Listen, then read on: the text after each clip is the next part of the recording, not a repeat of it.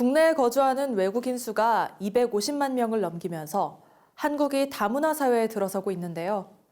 이러한 사회 변화 속에서 이주민 유학생 등을 대상으로 뱀 사역을 통해 복음을 전하고자 하는 노력이 이어지고 있습니다. 조준하 기자가 취재했습니다. 여느 카페와 같이 보이지만 곳곳에 몽골을 표현하는 장식품들이 눈에 띕니다.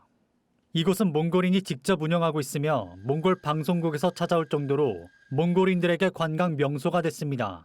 이 카페는 다문화 뱀 사역이 진행되고 있는 현장으로 다하나 국제교회 공동체에서 처음 시작됐습니다.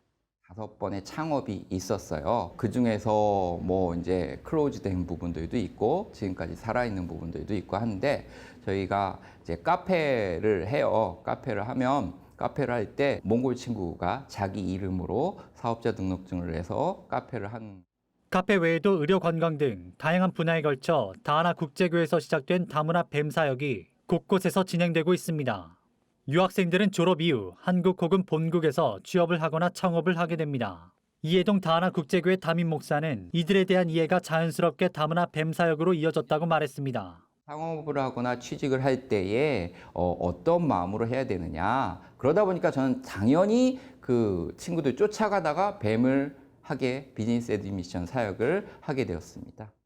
이 목사는 뱀 사역 과정에서 이주민, 유학생들이 마음속에 물질적인 욕심 대신 성령의 은혜를 채우기 위해 노력하며 거룩을 강조한다고 말했습니다. 돈과 성공과 연관되어져서 한국에 들어올 수밖에 없는 코리안 드림을 마음속에 갖고 들어오는데 이 마음속에 갖고 들어온 돈을 위해서 성공을 위해서 온 친구들을 교회가 좀 표현을 그냥 하면은 돈독 오른 영혼을 돈독을 빼고 그리고 성령의 은혜로 채워야 하는 그러한 시대적인 부르심을.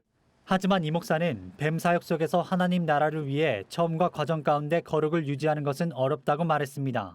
실제로 유학생 주변에 돈을 벌 수 있다는 명목 아래 많은 유혹들이 만연하고 있기 때문입니다. 홍번역하는 자매가 있는데 비즈니스로 하는데 그 자매가 여기 박사 논문 써주면 1,000만 원에서 2,000만 원, 석사 논문 써주면 500만 원이란 그렇게 이게 시장 가격처럼 이런 게 불법이지만 있어요. 다문화는 특별히나 더더욱 이 뱀 기업은 자기 부인의 연속이다. 이 목사는 다문화 뱀 사역에 대한 한국교회에 더 많은 관심이 필요하다고 말했습니다.